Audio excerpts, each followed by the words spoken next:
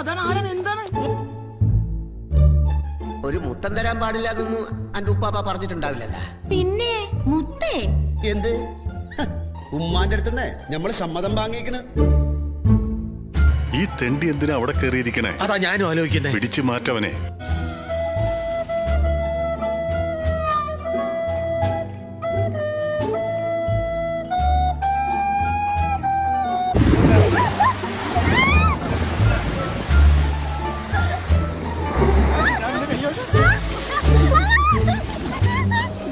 പൊങ്ങണില്ല എന്നുള്ളത് നീ വിളിച്ചു പറയണ്ട. ഇവരൊന്നും കേട്ടാ എന്താ വിചാരിക്കുക?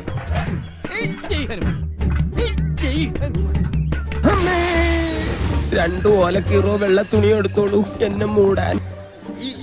ഇങ്ങനെയൊന്നും അല്ലടാ. നമുക്കിന്ന് പോണ്ടേ? എന്റെ ഒരു കൈ എവിടെ?